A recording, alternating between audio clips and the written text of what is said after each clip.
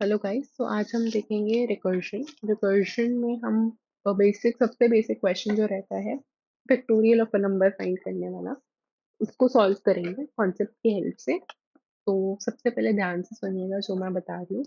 Recursion का concept is based on जो हमने 11 ट्वेल्थ में पीएमआई पढ़ा था, प्रिंसिपल ऑफ मैथमेटिकल इंडक्शन। उस पे ही बेस्ड होता है। जिसको नहीं पता है कोई बात नहीं, मैं बता देती हूँ, बस यही होता है। तो प्रिंसिपल ऑफ मैथमेटिकल इंडक्शन क्या बोलता है? That for a function we know the value we know the value. इसका मतलब क्या है कि हमारे पास एक फंक्शन है, सपोज एफ ऑफ एक्स। तो इसकी वैल्यू हमें पता है, वी नो द वैल्यू। ठीक है, इस फंक्शन की वैल्यू हमें पता है। एंड एफ ऑफ के की जो वैल्यू है वो हम अज्यूम कर लेंगे, we have to assume the value.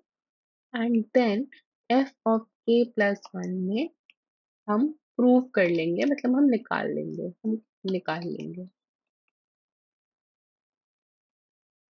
Basically हम इसमें प्रूव करते हैं कि हमारा आंसर क्या आया है। ठीक है। अब देखो, अब मान लो हमें निकालना है 5 का फैक्टोरियल। ठीक है, 5 का फैक्टोरियल क्या होता है? 5 × 4 का फैक्टोरियल। अब मैं 4 के फैक्टोरियल को क्या लिख सकती हूँ? 4 × 3 का फैक्टोरियल। 3 का फैक्टोरियल क्या होता है? 3 × 2 का फैक्टोरियल। 2 का फैक्टोरियल क्या होता है? 2 × 1 का फैक्टोरियल। ठीक है। और 1 का फैक्टोरियल क्या होता है? 1 × 0 का फैक्टोरियल। 0 का फैक्टोरियल अज्यूम कर लो भाई कि 0 × -1 का फैक्टोरियल। बट क्या हमने कभी जिंदगी में सुना है कि नेगेटिव नंबर्स के भी फैक्टोरियल्स निकलने लगे हैं? नहीं निकल, नहीं, ऑब्वियसली। तो इसका मतलब कि ये गलत है।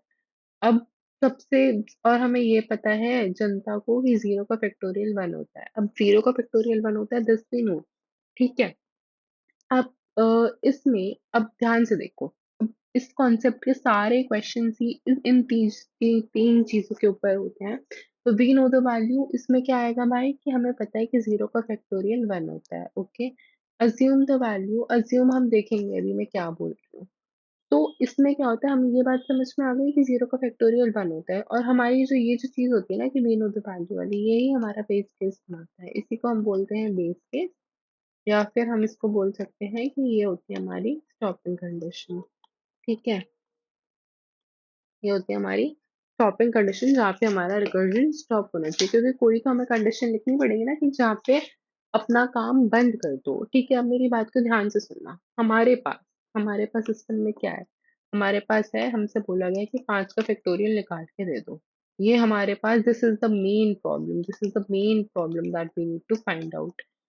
ये मान लो मेन प्रॉब्लम बोलो या इसको बोल लो कि ये बड़ी प्रॉब्लम है। ठीक है, ये है बड़ी प्रॉब्लम। अब जरा छोटी प्रॉब्लम क्या होगी इससे? ये 4 का फैक्टोरियल निकालो, ये होगी इससे जरा छोटी प्रॉब्लम। अरे भाई, जब मैं आपको बोल रही हूँ कि मान लो हमें 5 लेंथ का एरे है उसे सॉर्ट करना है। ठीक है, तो जरा छोटी प्रॉब्लम क्या होगी कि 4 लेंथ का एरे सॉर्ट कर लो, एरे सॉर्ट मार दो। सपोज कोई हमारे पास 6 डिजिट नंबर है। ठीक है, ये 6 डिजिट नंबर है। इसका हमें सम निकालना है, नंबर का सम। जरा छोटी प्रॉब्लम क्या होगी कि 5 डिजिट नंबर का सम निकाल लो। ठीक है, तो मैं उस हिसाब से बोल रही हूँ बड़ी प्रॉब्लम और डिजिट का सम ये है। तो आपको मेरी बात समझ में है कि बड़ी प्रॉब्लम क्या है? Calculate the factorial of 5। जरा छोटी प्रॉब्लम क्या है? Calculate the factorial of 4। ठीक है, अब हमारे पास क्या है? और इस जरा ही छोटी प्रॉब्लम को हम प्रोग्रामिंग टर्म में बोलते हैं रिकर्सिव केस। ठीक है, अब जरा छोटी प्रॉब्लम मतलब रिकर्सिव केस। ठीक है, और रिकर्सिव केस को हमारा काम रिकर्शन करके देगा। ठीक है, तो इसी टाइप से जो सबसे छोटा केस होता है उसको हम बेस केस बोलते हैं, यानी कि स्टॉपिंग कंडीशन, जहाँ पे हमारा, जैसे हमने बोला कि फैक्टोरियल ऑफ 0 फाइंड कर दो, जहाँ पे हमारा रिकर्शन स्टॉप होगा। ठीक है, तो अब हम क्या करेंगे? बड़ा काम जो मेरे को करना है, like what I need to do is 5 का फैक्टोरियल निकालना। सारा छोटा काम है 4 का फैक्टोरियल निकालना। एंड 4 का फैक्टोरियल मैं ये मान लो कि ये मेरे को निकालना है, ये मुझे निकालना है, एंड ये 4 का फैक्टोरियल मेरा दोस्त लाके देगा। दोस्त मेरा कौन है? रिकर्शन लाके देगा।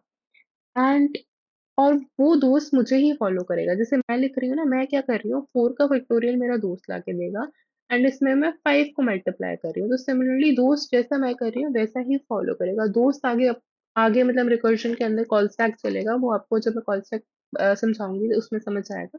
तो दोस्त क्या कर रहा है, 4 का फैक्टोरियल क्या होगा, मेरी तरह से लिख रहा है, बस वो 4 मल्टीप्लाई करके दे देगा 3 फैक्टोरियल में। तो मैं मेरे को एट द एंड क्या करना है, मुझे 5 मल्टीप्लाई करना है 4 के फैक्टोरियल में, जो मुझे आंसर मिल जाएगा।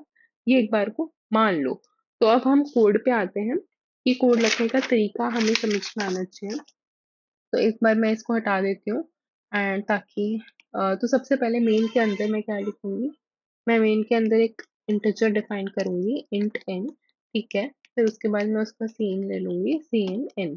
ठीक है, और फिर एक फंक्शन कॉल कर देंगे। और रिकर्जन का होता है फंक्शन कॉलिंग इटसेल्फ।